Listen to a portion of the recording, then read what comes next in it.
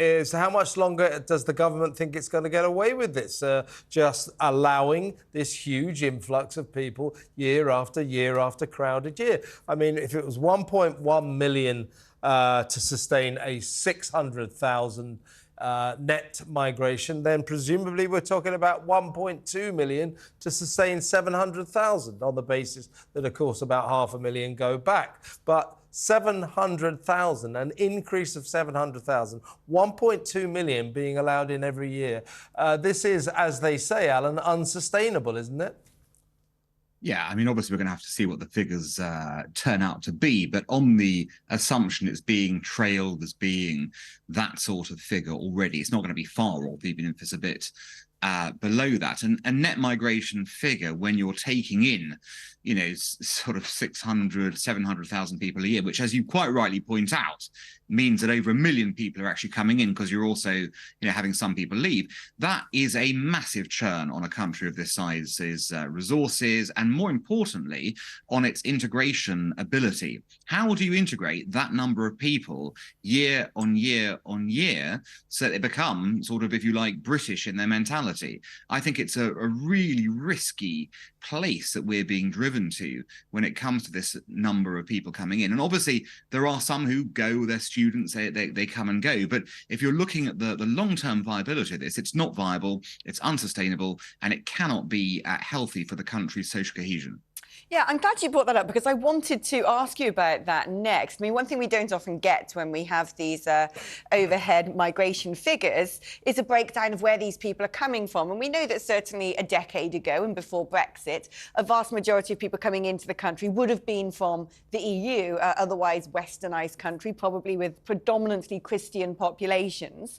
As someone who heads a think tank that looks into things such as homegrown terrorism and extremism, what do you think is the sort of risk factor of legal routes as well as illegal routes being used by opportunistic organisations wanting to get people into this country, or people coming from abroad to live here and then being radicalised once they're here?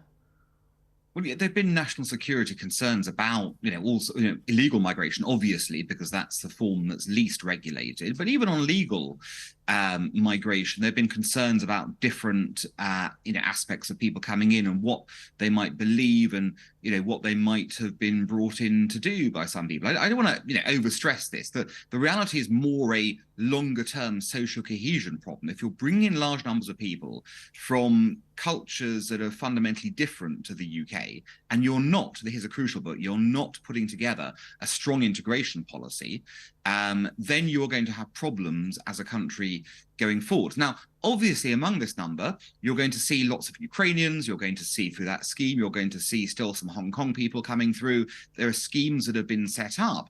But a large part of what we've seen since Brexit, rather, I think, ironically or unintentionally, is that we've replaced European migration into the UK with non-European migration into the UK. And again, there's nothing wrong with that per se if you have an integration policy to reflect that. But if you don't have the integration policy, and I think quite clearly we can see in this country we don't have an effective integration policy because of things that we see on our streets now on a weekly basis, say on these marches that go through our country, then you've got a problem. Then it doesn't matter if you've got one migrant too many or 1 million. If your integration strategy isn't there, you have a migration problem. What's driving this, Alan? I think partly it's a government that knows if you let 1 million people in, no matter how little money they have, they at least have some. It keeps the economy bubbling over. You don't go into recession. It's not dramatic, but it's a fairly safe short-term policy to shore up a flagging economy. That's one reason. What are the reasons? I mean, is it, as Alex was alluding to earlier, big corporations that want to hire cheap labour? Is it because only foreigners will pick fruit and stack shelves? What's the driving force behind this strange phenomenon that we let more than 1 million people in every year?